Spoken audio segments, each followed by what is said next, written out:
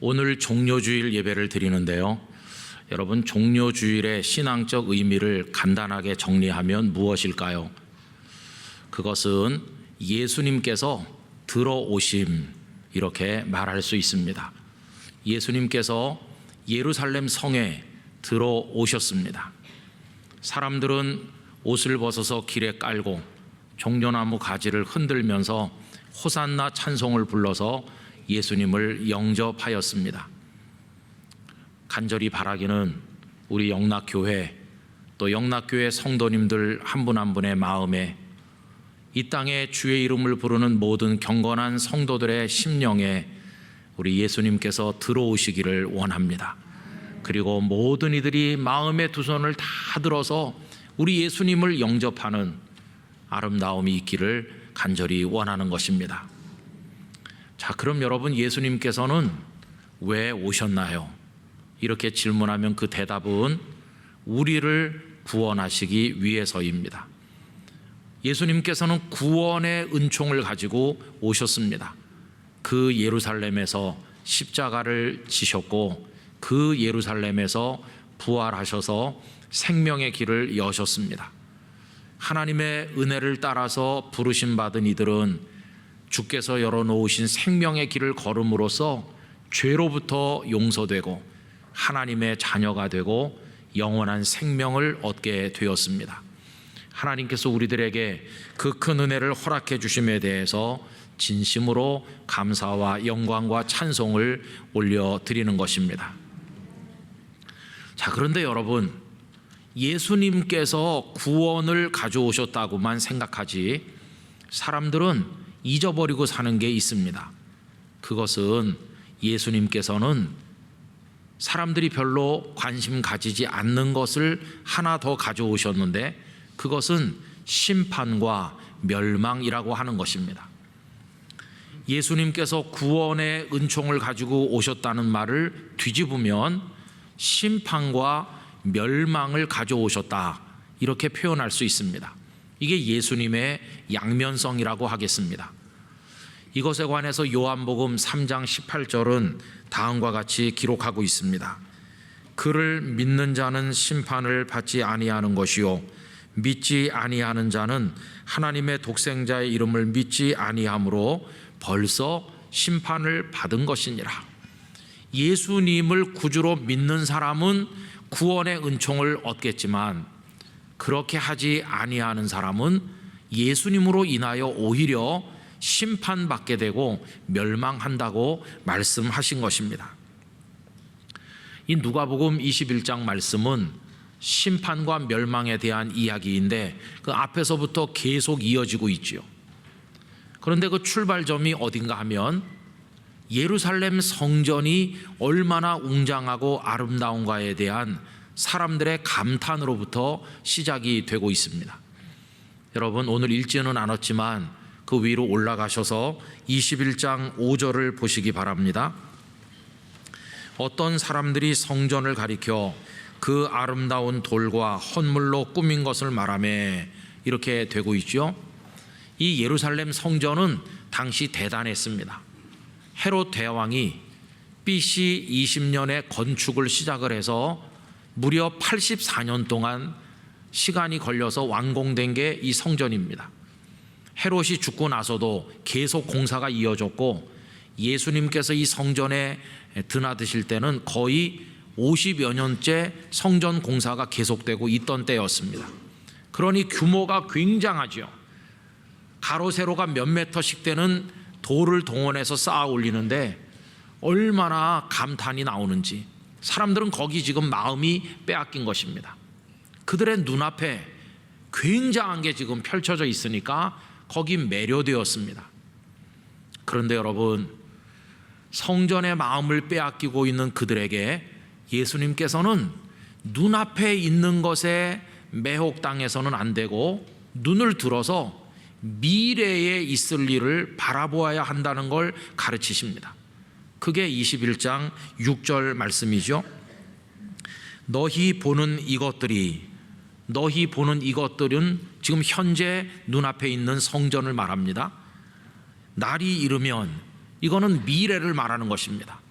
미래 어느 시점이 되면 현재 눈으로 보는 이것들은 돌 하나도 돌 위에 남지 않고 다 무너뜨려지리라. 지금 너희들이 입을 떡 벌리고 와 이렇게 하고 있는 이 성전이 멀지 않은 어느 날 다 무너져 내린다고 미래의 어느 시점을 말씀하시면서 그것에 대해서 대비해야 될 것을 가르치셨습니다. 여러분, 예수님께서는 현재에 고정되어 있는 시선을 돌려서 미래를 보게 하시고 그 미래에 대해서 준비하도록 촉구하신 것입니다. 우리들은 다 눈앞에 있는 것에 마음을 빼앗기고 있습니다. 이 사람들이 성전이 대단하구나 하는 것처럼 오늘 우리들은 야, 이 옷이 좋구나, 이 음식이 맛있구나, 저 빌딩이 얼마나 대단한가, 다 지금 눈앞에서 벌어지는 일들에 관심을 가지고 거기에 우리 마음이 쏠려 있지 않습니까? 그런데 예수님께서는 눈을 들어서 너희들의 미래에 어떤 일이 있게 될 것인지, 그것이 심판과 멸망으로 무서운 일로 다가오게 될 그때를 바라보면서 미리 준비하라고 말씀하고 있는 것이죠. 여러분, 현재에 탐닉하면 영적 근시가 되어서 미래를 볼 수 없게 되는 것입니다. 우리 예수님께서 이 땅에서 메시아로 사역하실 때 첫 번째 메시지가 무엇입니까? 회개하라, 천국이 가까웠느니라, 이거 아닙니까? 근데 이 짧은 메시지 속에 다 녹아 있지요. 회개하라고 할 때 뭘 회개하는 겁니까? 눈앞에 보이는 욕망의 마음을 빼앗겨서 더 많이 먹고 마시고 누리려고 하는 과정에서 저지른 악과 더러운 것들을 회개하라는 뜻입니다. 현재 속에서 저지른 죄를 회개하라. 무엇을 위해서? 천국이 다가오고 있으니까. 천국이라는 미래를 위해서 준비하라고, 그걸 위해 회개하라고 말씀하시는 것이죠. 여러분, 그래서 진정한 신앙인은 미래에 다가올 천국을 위해서라면 기꺼이 오늘 고통받고 오늘 고난도 당하고 그리고 오늘 절제하고 오늘 어떤 어려운 일이라도 감당할 각오가 되어 있는 사람, 이 사람이 진정한 신앙인이라고 말할 수 있는 것입니다. 이런 믿음의 눈이 밝은 사람은 비록 오늘 살고 있지만 마음의 눈은 내일을 바라보고 살고, 비록 땅에다 두 발 디디고 살고 있지만 그의 마음의 눈은 저 하늘의 천국을 바라보게 되는 것입니다. 우리 영락교회 성도들의 마음의 시력이 밝아지시기를 원하는 것입니다.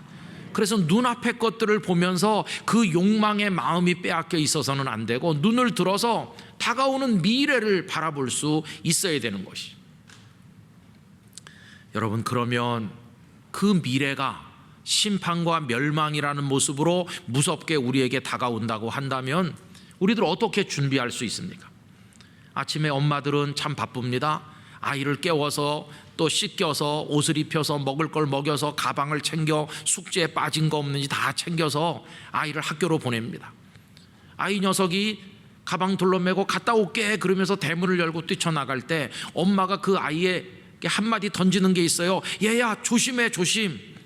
이게 마지막으로 사랑하는 아이에게 하는 엄마의 한마디 말이죠. 여러분, 오늘 예수님께서도 이 말씀 속에서 당신께서 너무너무 사랑하셔서 십자가까지 지시는 바로 그들, 우리들을 위해서 마지막 한마디를 덧붙이시는데 조심하라고 말씀하시는 겁니다. 그게 오늘 본문 34절 앞부분에 나와 있죠. 여러분, 34절 앞부분만 다 같이 읽어보실까요? 너희는 스스로 조심하라. 저는 오늘 이 예배 참석하신 성도들께서 이 짧지만 강렬한 주님의 말씀을 마음에 새기시기를 원합니다. 조심해, 조심해, 이렇게 말씀하시는 거죠. 왜요? 그 심판과 멸망의 날이 다가오고 있으니까 조심해야 된다고 말씀하시는 것입니다. 그럼 조심해야 될 사람은 누굽니까? 예외가 있나요? 한 명도 예외가 없어요. 35절 보십시오. 이 날은, 그 심판의 날은 온 지구상에 거하는 모든 사람에게 이 말이라. 단 한 사람의 예외도 없이 모두에게 다가올 것이기 때문에 예수님의 제자들도 조심해야 되고 일반 사람들도 조심해야 되고, 오늘 우리에게 적용하면 이제 막 교회 오신 분들만 조심해야 되는 것이 아니라 평생을 믿은 이도 조심해야 되고 저 같은 목사도 조심해야 되는 것이. 영락교회 성도들께서 주님의 이 조심하라는 말씀을 심각하게 마음속에 받아들이시고 그 말씀대로 조심하시기를 바랍니다. 그럼 조심하는 게 뭡니까? 여러분, 조심하는 것은 마치 발자국을 디딜 때도 살살 디디고 주변을 잘 경계하면서 그렇게 하는 것처럼 보이죠. 근데 여기 조심하라는 것 속에는 하나의 분명한 메시지가 들어 있습니다. 그건 뭐냐 하면 현재 너의 마음을 빼앗고 있는 대단한 성전이야, 이렇게 너를 매료시키고 있는 그 눈앞의 현실로부터 탈출하라. 이게 바로 조심하라는 말씀 속에 들어있는 핵심입니다. 여러분, 21장 21절 말씀을 우리 화면을 통해서 다 같이 읽어보도록 하겠습니다. 그때에 유대에 있는 자들은 산으로 도망갈 것이며 성내에 있는 자들은 나갈 것이며 촌에 있는 자들은 그리로 들어가지 말지어다. 여러분, 여기 몇 가지 동사가 있죠. 현재 성 안에 있는 사람들은 빨리 성 밖으로 나가야 되고 도망해야 되고, 바깥에 있는 사람들은 성 안에 들어가면 안 된다는 것이죠. 예루살렘은 대단한 도시입니다. 유대 사람들의 정신적, 종교적 중심지고 모든 것이 갖춰져 있고 가장 살기가 편리한 중심지가 예루살렘이죠. 웅장한 성전이 지어져 있죠. 그런데 예수님은 그 성전, 그 예루살렘이 머지않아 돌 위에 돌 하나가 덧놓이지 않을 만큼 멸망할 도성일 뿐이므로 빨리 그 성에서 벗어나서 탈출해야 된다고 말씀을 하시는 것입니다. 그게 21절 말씀이죠. 그럼 탈출해서 어디로 가란 말입니까? 방금 읽은 말씀에 보면 산으로 도망하라고 말씀하시고, 촌에 있는 사람은 성 안에 들어가지 말라고 하시죠. 그냥 그대로 촌에 머물러 있어라. 여기 산과 촌은 예루살렘과 반대되는 영적 개념이라고 하겠습니다. 어떻게 다를까요? 예루살렘이 번화하지만 부패된 곳인 반면 이 산과 촌은 보잘것없지만 정결한 곳입니다. 예루살렘에 많은 사람들의 욕망의 소리가 어우러져서 쏟아져 나오는 곳이라면, 여기 산과 촌은 조용한 안식이 있는 곳이고 귀담아 들으면 주님의 음성이 들리는 곳이죠.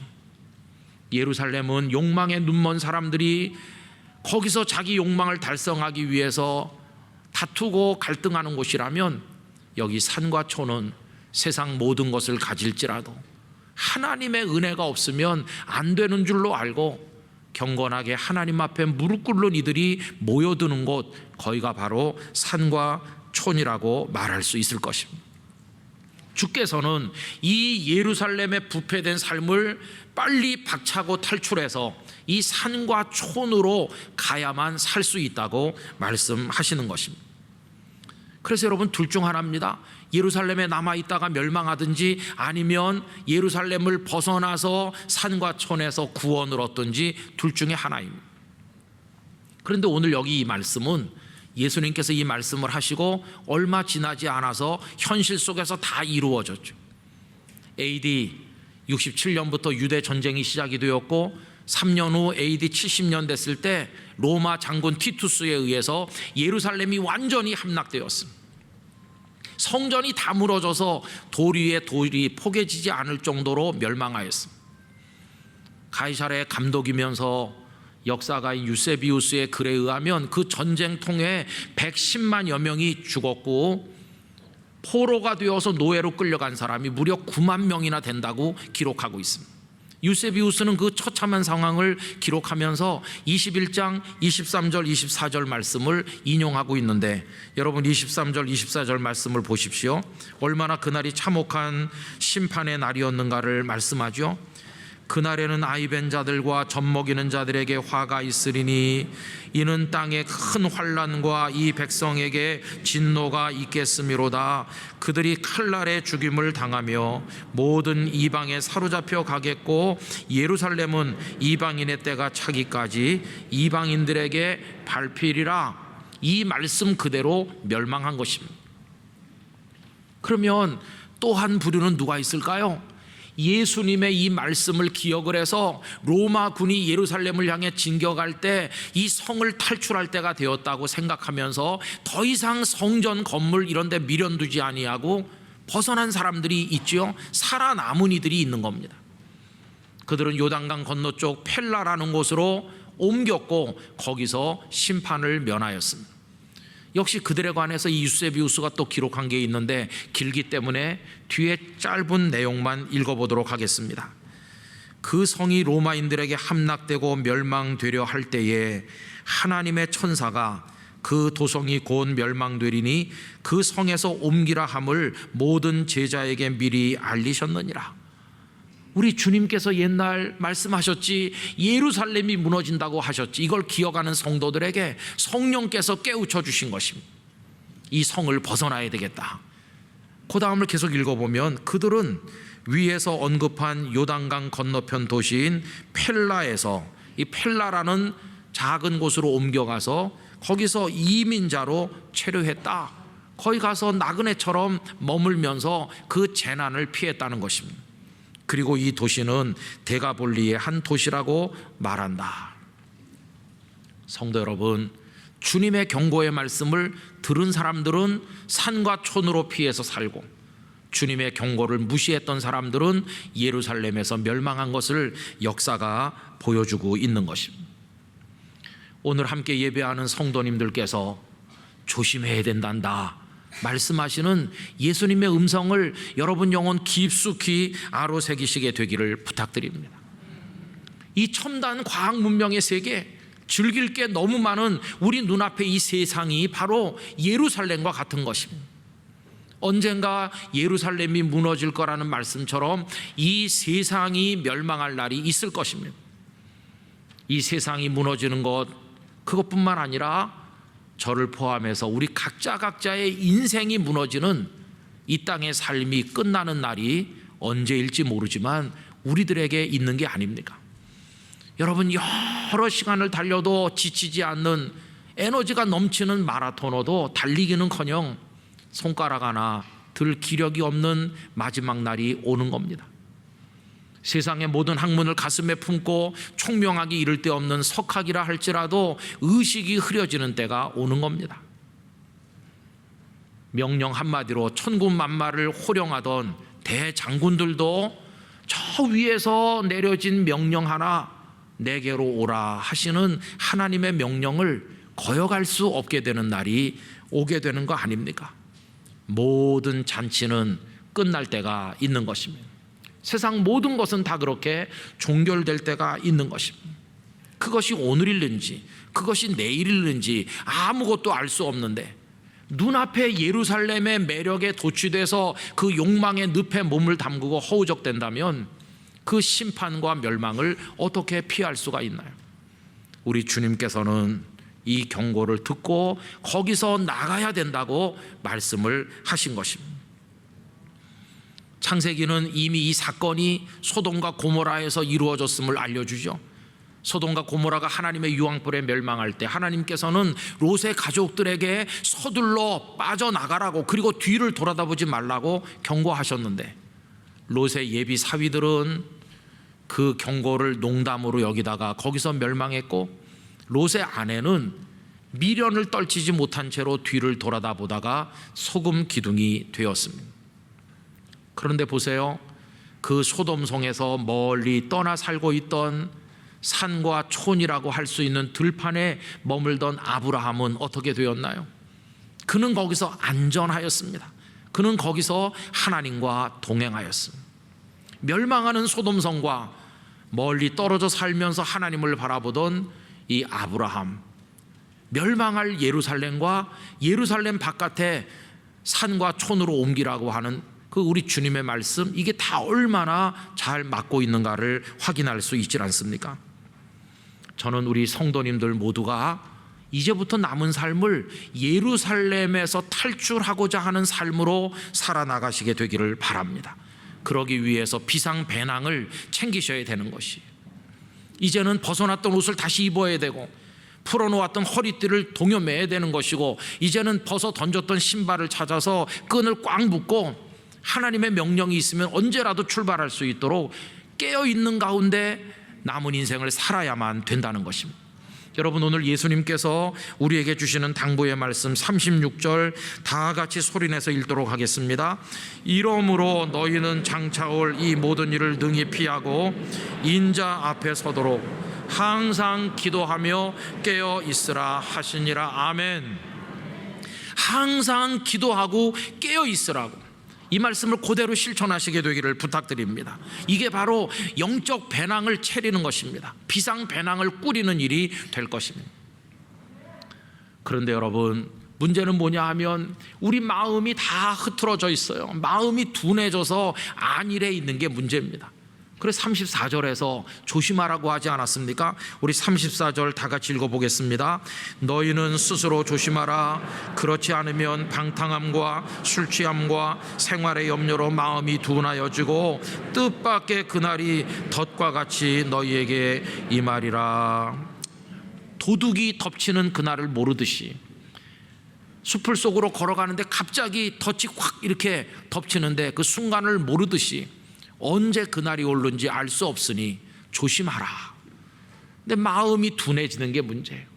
여러분, 마음이 둔해지면 분별력과 감각이 없어져요. 그래서 뭐 이 정도 하면 될 거야, 다른 사람도 다 이 정도 믿고 있으니까 나도 이 정도 하면 되는 거지, 이렇게 하면서 전체가 다 같이 둔해지고 다 같이 안일해지는 게, 이게 심각한 문제인 것입니다. 우리 한국교회 성도들 마음이 둔해졌어요. 다 너무 안일해졌어요.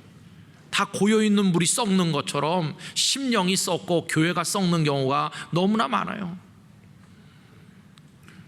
내 자손이 번성하고 내 누운 땅을 주겠다고 하면 그럴 때는 아멘 해요. 눈앞의 일이니까. 그런데 아멘 주 예수여 오시옵소서, 그런 말씀에는 별로 아멘을 안 해요. 성경에 왜 그런 얘기가 있는 거야, 이렇게 불편하게 생각해요. 그래서 하나님의 심판이 기록되어 있는 요한계시록은 별로 매력이 없어요. 다들 눈앞에 예루살렘에 반해 있으니까 시선을 들어서 미래를 볼 생각을 하지 않고 있는 것이, 이런 우리들에게 주님은 조심하라고 하시고 항상 기도하고 깨어 있으라고 하시고 언제든지 탈출할 준비를 하고 살아야 될 것을 말씀하고 계신 것입니다. 여러분, 벗어나면 살 것이고 그 늪에 빠져 있으면 죽게 될 것입니다. 지난 2013년에 작고하신 구본영 선생님이란 분이 계시죠. 그분이 많은 책들을 썼는데 그 중에 대표적인 작품은 익숙한 것과의 결별이라는 책입니다. 익숙한 거, 좋아하는 거, 정든 거, 늘 당연한 줄 알고 하고 있는 그런 것들과 딱 잘라서 결별하지 않으면 안 된다는 거예요. 여러분, 그 책은 신앙서적이 아니에요. 우리 인생을 살아가는 일반 상황에 있어서도 익숙한 것들과 결별할 줄 아는 용기가 있어야 된다. 그런데 그 책 맨 앞장에 보면 앤디 모칸이라는 사람의 이 얘기를 하고 있어요. 우리나라에 올림픽이 했던 1988년 7월 달, 저 북해 차가운 바다에 영국의 시추선, 석유 시추선이 떠 있었는데 그게 폭발한 겁니다. 그래가지고 168명이 거기서 목숨을 잃었어요. 살아남은 사람 있나? 딱 한 명 있죠. 그가 누굴까요? 그 앤디 모칸이죠. 그는 어떻게 살아남았을까요? 그가 바깥에 소음에 눈을 떴을 때 달려나가 보니까 벌써 화염이 모든 것을 다 태우고 있더라는 것이, 그는 제대로 행장도 꾸리지 않았지만 앞뒤 볼 것도 없이 그냥 달려가서 50m 아래 그 차가운 바닷속으로 뛰어들었습니다. 그 불타는 갑판에 미련을 가지지 않았어요. 저 차가운 바다에서 30분밖에 더 못 버틴다 할지라도 일단은 여기서 나가야 되는 거다. 그는 구사일생으로 생명을 건질 수 있었습니다. 그러나 그 불타는 갑판에 대한 미련을 버리지 못하고 거기서 탈출하지 못한 168명은 고스란히 생명을 잃을 수밖에 없었던 것이, 오늘 주님의 이 경고하시는 말씀을 우리가 귀담아 들어야 될 것입니다. 주님은 입성하여 들어오셨는데 구원의 은총만 가지고 오신 게 아니라 정신 차리지 못한 이들에게는 그것이 심판과 멸망으로 다가온다는 사실을 잊어서는 안 될 것입니다. 여러분, 이렇게 21장에 긴박한 말씀이 쭉 전개되죠. 그래서 오늘 본문에 오면 긴장감이 점점 높아지는 그런 말씀을 하셨죠. 그런데 갑자기 그 다음 두 절은 긴장이 팍 풀린 것 같은 느낌을 주죠. 여러분, 37절 말씀에 가보면 그 앞에 긴박한 내용과는 전혀 다른 말씀처럼 느껴지는 말씀이 나옵니다. 37절 읽어보실까요? 예수께서 낮에는 성전에서 가르치시고 밤에는 나가 감람원이라 하는 산에서 쉬시니. 여러분, 이 말씀이 갑자기 분위기가 바뀌어서 평온한 분위기를 보여주죠. 예수님 낮에는 성전에서 가르치셨다, 밤에는 감람원, 그 감람산에서 쉬셨다. 그 앞에는 세상의 멸망을 말씀하시면서 굉장히 긴장감이 고조됐는데 갑자기 편안해지신 것 같아요. 낮에는 성전에서, 밤에는 감람원에서. 그러나 여러분, 이때 예수님의 마음을 읽을 수 있는 눈이 있어야 되는 거죠. 평온해 보이시나요? 아닙니다. 평온하지 않아요. 겉으로는 평온해 보이시지만 평온한 게 아니에요. 이때가 언제냐면 이 말씀을 하셨을 때가 이 고난주간으로 말하면 월요일 아니면 화요일이거든요. 그러면 금요일에 십자가를 지셨고 붙들리신 건 목요일이니까 예수님께서 십자가 지실 날이 한 사나흘밖에 남지 않은, 거의 그 고난이 코앞에까지 다가온 메시아 사역의 절정에 거의 도달한 그런 때였어요. 편안한 시간이 아니었어요. 겉으로는 성전에 가서 가르치시고 저녁에는 감람원에서 쉬시는 아주 평온해 보이지만 예수님의 심령은 당신의 메시아 사명을 위해서 생명을 던질 준비를 하면서 바짝 깨어 계신 것이죠.